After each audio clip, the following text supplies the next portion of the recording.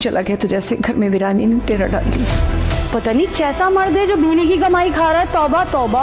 अगर आपके दिल में मुस्तफा को वापस बुलाने या उसे माफ करने का ख्याल आया तो आप लोग मुझे छोड़ने के लिए तैयार हो जाए। एक्चुअली अम्मी को बहुत फिक्र हो रही थी कि उनका निकट्ठू नकारा बेटा की फाको मर ना रहा हो। मुस्तफा था तो हर वक्त उधम मचाए रखता था।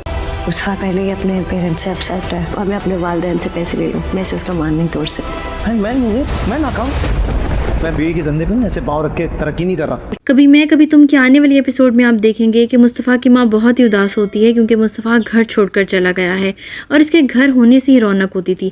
अदील अपनी माँ को जब उदास देखेगा तो पूछेगा आपको क्या हुआ, जिस पर उसकी माँ कहेगी कि मुस्तफ़ा घर छोड़कर चला गया है इसलिए मैं उदास हूँ क्योंकि घर की रौनक ही उसके दम से थी। अब तो उसकी कमी मुझे बहुत ही महसूस हो रही है। अदील जब अपनी माँ के ये अल्फाज सुनेगा तो बहुत ही इरिटेट हो जाएगा और कहेगा अगर आपके दिल में मुस्तफ़ा को माफ़ और घर बुलाने का ख्याल भी आया तो मुझे छोड़ने के लिए तैयार हो जाए।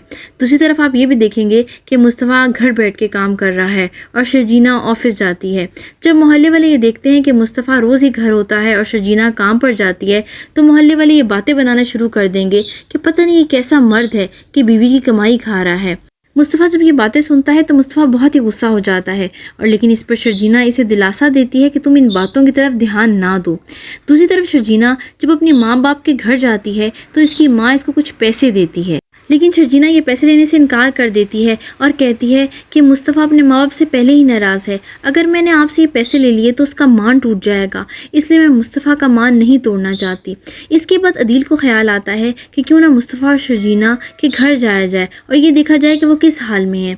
जब अदील मुस्तफ़ा के घर जाता है तो आगे से शर्जीना दरवाज़ा खोलती है।